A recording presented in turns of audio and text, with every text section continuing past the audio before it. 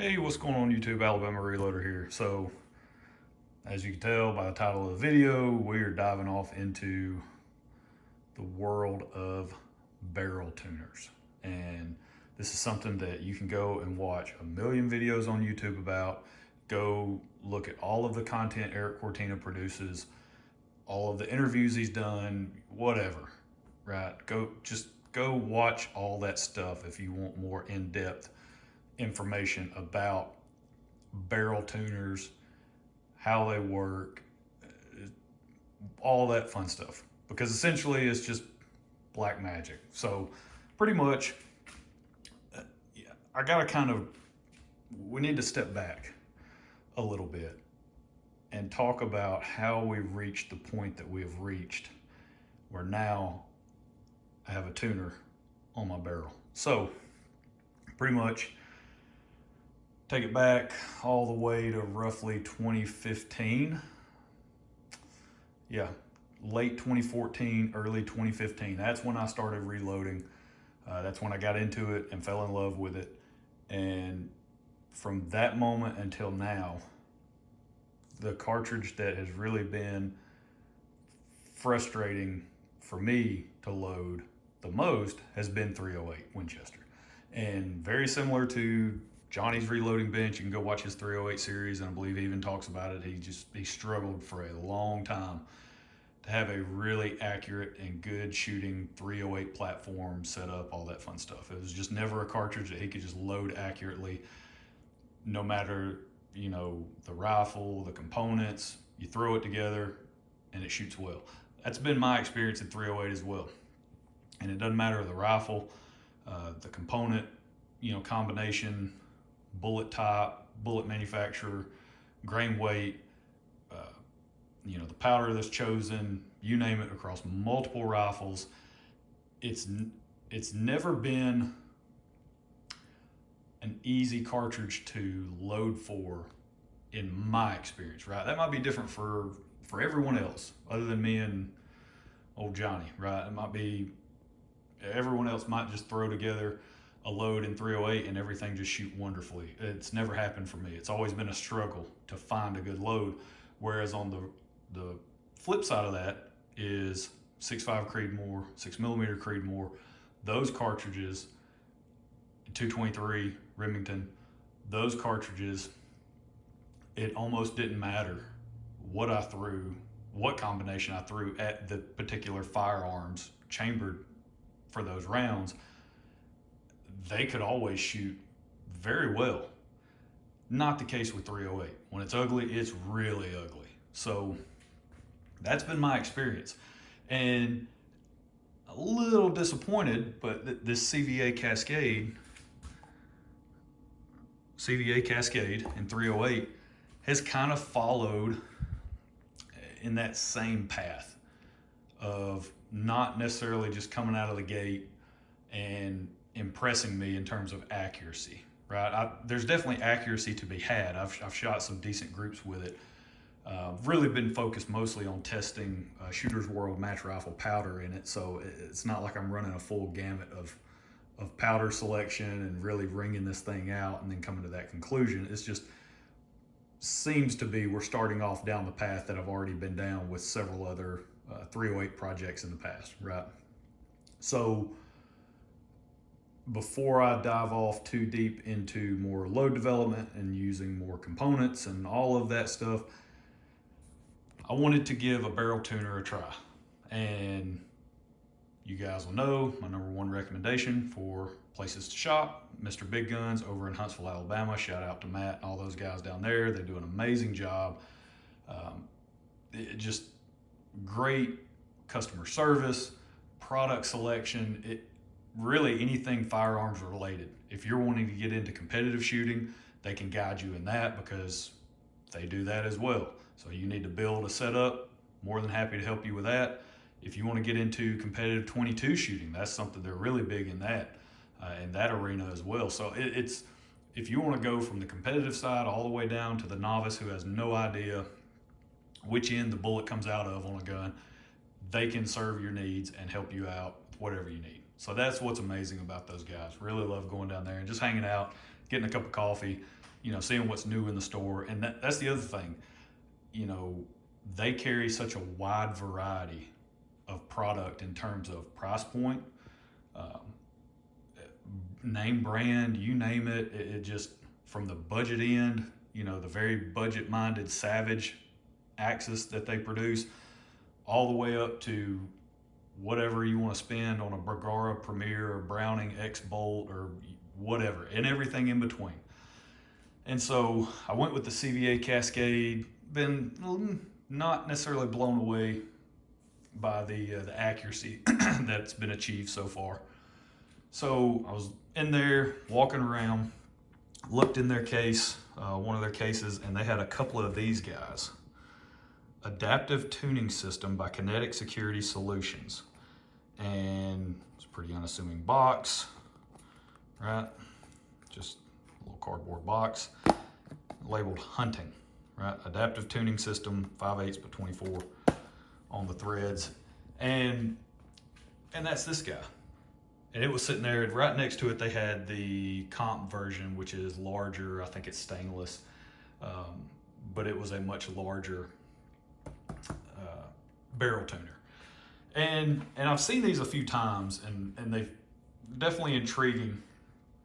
And I was sitting there thinking, okay, what if I just get the hunting setup, hopefully it'll fit on the CVA, and then let me go test it, right? And see, especially given the latest results, if you guys will go back and watch the results where I tested the Speer Impact, the 172 grain Speer Impact bullet. Those results, that's really what pushed me over the edge to pick this thing up, because I've seen this several times when I've been in the store and I've just never pulled the trigger on it. But after seeing those results with Varget and the Speer 172 Impact, and just how bad those results were, I think this is something where a barrel tuner could come in handy, right? So pretty much this thing is very straightforward. You open up the box, there's not much to it. You get it open, here's all the stuff that comes in it. They include the Allen key and then one additional, it's a spare set screw for the tuner itself. So they include that. They give you a nice little sticker. Awesome. And then I guess they're saving a little bit of money by putting the instructions, right? Putting the installation and tuning instructions, with this little QR code. So you just scan that, head to the website, and it basically walks you through everything you need to know about this tuner. Now, one thing they do mention, and they do reference quite a bit in their instructions, is there is actually a place for, I've already got the set screw tightened down on this, but there's actually 3 places for set screws. So there's one here, and then another one over on this side where you can install a set screw. And based on their recommendations, and again, they reference this multiple times on the website, is if you install 3 set screws, then it will vibrate loose. You are only supposed to use 1 set screw. There's 3 different holes in case you strip threads or anything like that. If you mess up one of the holes and you need you need to use another one, say you damage it somehow, who knows how, but you do that, you manage to make that happen. They actually have 2 more that you can use, and they give you the spare set screw. So that's nice, but they do spell that out quite a bit throughout the instructions. Installation on this guy is very straightforward. If you have a muzzle device on your firearm, you just take it off. You screw this on where, so initially you actually have to do it backwards. According to the instructions, you want to do it backwards to make sure that the tuner sits flush to the barrel, which it did. And if it doesn't, they do tell you don't move forward with the product installation, call them immediately. There's some type of issue, right? Which they do also specify on their website. It's virtually impossible to return these things to the company. Once they've been installed or once you've used it, they don't accept the return. I'm assuming there's some type of process that you would have to follow once you contact them. If there truly was a manufacturing defect, They do say that they will accept a return if there's a manufacturing defect, but the product has to be like unused, I think uninstalled, you know, this whole list of things that, you know, criteria that it needs to meet. Basically, it comes up, you open the box and you notice it's defective. I guess just visually looking at it, then they'll take it as a return. But outside of that, they say that they won't accept it on their website. So, but with this, you actually install it initially in the reverse fashion. Make sure it sits flush. Once it does, you take it off. You install it correctly where the sleeve. This is actually a sleeve that fits over the barrel. Okay. You install it with the sleeve over the barrel, right? Tighten it all the way down, and then snug, you know, it just says hand tight. So you tighten it all the way you can, or as tight as you can get it with your hand, that's it. You don't want to over torque it. And then you install your muzzle device, whatever that may be. This was a muzzle brake that came with the CVA from the factory, so I just installed it, right? And there you go, tightened it down, good and secure. So that's it. That's the installation portion. Didn't want to walk through that on video because I just don't necessarily know. I don't know, with YouTube and their rules and modifying firearms, whatever. I didn't know what that would look like, so I didn't even want to fool with it. But I figured I'd just walk you through it verbally. And then the instructions are actually really, really good in terms of walking you through each step in the process. And then from there, and they do say that you don't have to turn the tuner to 0 to start using it. It doesn't matter where it lines up on your on the scale. You can literally just loosen the set screw, make an adjustment. Now that is one thing, you know, there's no mark on my barrel or anything like that, or on the muzzle device, where I'll be able to know exactly, you know, I've gone, you know, one click over, right? I say click, but I've moved one notch over, right? There, one hash mark over. There's nothing that indicates that. So I may need to throw something on here, a little fingernail polish or something. I need to give me some indication of, yes, I have turned it one hash mark. And then once you do that, you tighten the set screw, you shoot the groups, and then you just keep making changes, right? You just keep turning until, and it walks you through the tuning process too. So you've got installation instructions, tuning instructions, and very simple, straightforward. Once you have it installed, you tighten the set screw, right? Just like you say you found, you pretty much treat it like you found the setting that works the best. So you tighten it. You want to make sure that set screw is tight before you shoot every single time. Once you shoot, they recommend shooting a minimum of 2 rounds, obviously, so you can see, which is the same as like Eric Cortina and all those guys where they talk about shooting just 2 shots. Because if they're not touching, they move on, right? They move to the next setting, or it's same principle. They basically take the exact same approach. You shoot 2 shots. If they're not touching, or basically same hole, you move the hash mark. You just continue to index throughout, you know, this process, and throughout the however far you need to go till you find a node, and you should have. They say you should have a couple of hash marks back to back that produce similar results.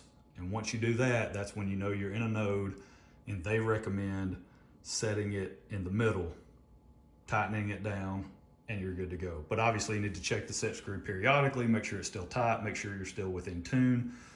If you travel or whatever, say you travel to compete, and then all of a sudden your rifle doesn't perform like it did when you left, then that's the beauty of the tuner. You simply bring the load back into tune. So that's the tuner in a nutshell, right? You make these adjustments, you tighten it down, you shoot a couple rounds. If they're not basically bug holing, then move to the next hash mark. You just keep doing that till you find amazing results. Once you do that, obviously you make a note of all the numbers that you started on, the one that you're indexing to each time. You want to obviously document all those results. And then once you find 2 hash marks back to back that shoot the same, essentially. Then there's your node. Turn this thing to the middle between the two, lock it down, good to go. You don't want to over torque your set screw. That is something they also mentioned. You know, you do want to be sensitive to that. You can cause issues if you over torque. But yeah, there it is. That's it in a nutshell, and that's barrel tuners in a nutshell. So this pretty much allows you to short circuit the load development process. Is pretty much what it does. It allows you to, in my opinion, which feel free to state that you have a differing opinion on this, but it allows you to short circuit the seating depth process, right? Say you work up a load and you have a really good velocity, velocity load developed in terms of low SD, low extreme spread. You've dialed in your combustion, as Eric likes to say, right? And that's all clicking and running smoothly. Everything is very consistent. Velocities are exactly what you want. Really good performance.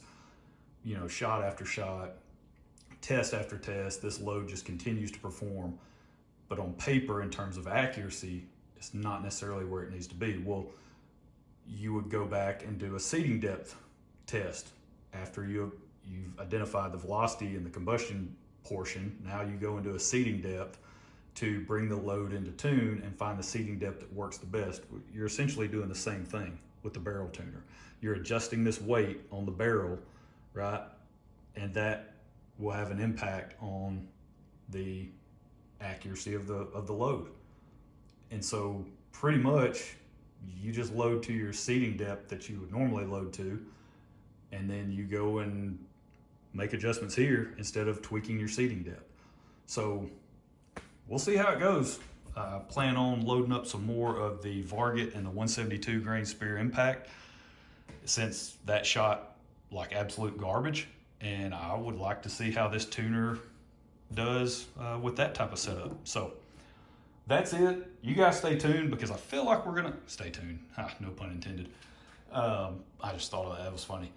But yeah, I think there's gonna be several videos on this, especially if I can kind of walk you through, hey, here were the results prior to me adding the tuner, because we have that information and it was bad. Now this is what it looks like after the tuner has been added. This is the exact same load, same powder, same lot of powder, same lot of bullets, same lot of brass. None of that's changed. The only thing that's changed is this guy, the addition of the tuner, and we'll see what it does. So you guys stay tuned. I think that's funny every time I say it, but all right, we'll catch you guys next time. Y'all have a good one.